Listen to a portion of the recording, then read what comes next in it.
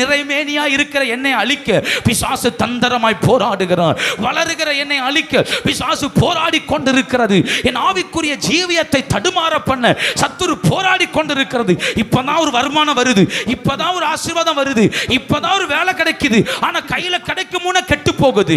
இப்பதான் கொஞ்சம் எழும்புறேன்னு சொல்றேன் பாருங்க. அப்படி எழும்பும் போதெல்லாம் நம்மளை விழுங்குவதற்கு ஏதோ ஒன்று காத்து கொண்டே இருக்கிறது. இன்னைக்கு ஆண்டவர்கிட்ட கேட்கணும், எனக்கு உம்முடைய கிருபையும் உம்முடைய சத்தியத்தையும் என் வாழ்க்கையில தரணும் ஆண்டவரே. உம்முடைய கிருபையும் சத்தியம் எனக்கு தேவை. என்ன, நான் இப்பதான் எழும்புறேன், இப்பதான் கால் ஊன்றேன், இப்பதான் தலைத்து எழும்புறேன். பட்டு போய் கிடந்த என் வாழ்க்கை, விழுந்து போய் கிடந்த என் ஜீவியம் இப்பதான் எழும்புது. ஆனா எழும்புறதுக்குள்ள என் ஓட்டம் முடிஞ்சிடக்கூடாது. ஒரு நிமிடம் ஜோமனுங்க பார்க்கலாம். நான் எழும்புறதுக்குள்ள என் ஓட்டம் முடிஞ்சிடக்கூடாது. நான் எழும்புறதுக்குள்ள என் ஜீவியம் முடிஞ்சிடக்கூடாது. ஜெபத்துல எழும்புனா அதுல பிரகாசிக்கணும். அபிஷேகத்துல எழும்புனா அதுல பிரகாசிக்கணும். ஆராதனையில எழும்புனா அதுல பிரகாசிக்கணும். பரிசுத்தத்துல எழும்புனா அதுல பிரகாசிக்கணும். இப்பதான் எழும்புறேன்.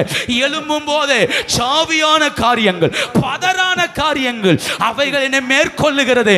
ஒரு நிமிஷம் ஜோமனுங்க பார்க்கலாம். உம்முடைய கிருபையும் உம்முடைய சத்தியத்தையும் இந்த பகல் வேளையில் எங்க மேல அனுப்புவீராக, எங்க மேல அனுப்புவீராக. எத்தனை பேர் ஆண்டவர் நோக்கி பார்க்கிறீங்க? நான் எழும்பும் போதெல்லாம் என்னை விழ பண்ணுகிறது.